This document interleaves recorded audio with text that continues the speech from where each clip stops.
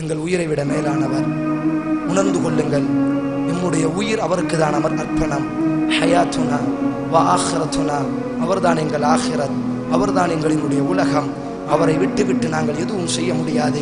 உங்கள் தாயை ஒருவன் திட்டினால் உங்கள் இரத்தம் கொதிக்கும் என்று சொன்னால், உங்கள் நாட்டு பிரதமரை அசிங்கமாக எழுதினால், நீங்கள் நேசிக்கக்கூடிய தலைவனை ஆபாசமாக எழுதினால், செய்யக்கூடிய தவறை செய்தாலே, செய்யக்கூடிய தவறை சொன்னாலே, செய்த தவறுக்கு தண்டனை கொடுத்தாலே உங்களினுடைய உள்ளம் பதறுகிறது என்று சொன்னால், பூமியிலே ஒடுக்கமாக வாழ்ந்தவர், எங்களுக்காக வேண்டி கண்ணீர் வடித்தவர், எனக்காக வேண்டி இரவிலே நின்று பிரார்த்தித்தவர், நாளைக்கு மறுமையிலே என் தாய் நின்று கொண்டிருக்கும் பொழுது இமாம் முஸ்லிம் பதிவு செய்கிறார், சிராத்து பாலத்தை முஸ்லிம்கள் கடக்கும் பொழுது சிராத்து பாலத்திற்கு பக்கத்திலே நின்று கொண்டு அல்லாஹ்வுடைய தூதர் சொல்வார்கள், உம்மத்தி வந்துவிடு, என்னுடைய உம்மத்தை வந்து விடுங்கள், என்னுடைய உம்மத்தை வந்து விடுங்கள், சிராத்திலே விழுந்து சிராத்திலே நடக்குகிறீர்கள், தவறி நரகத்திலே விழுந்து விடாதீர்கள் என்று நாளைக்கு கையை தூக்கி எனக்காக வேண்டி அர்ப்பணிக்கக்கூடிய என் தோழர் அல்லாஹ்வுடைய தூதர் சொன்னார், நாளைக்கு மஹ்ஷரிலே நீங்கள் தாகமாக இருப்பீர்கள், உங்களுக்காக வேண்டி நான் ஹவுதுல் கௌசரிலே நான் காத்து கிடப்பேன். உலகத்தில் உள்ள எல்லா தொண்டர்களும் தலைவருக்கு தண்ணீர் கொடுக்கலாம், ஆனால் எனக்கு தண்ணீர் தாகம் எடுக்கும் பொழுது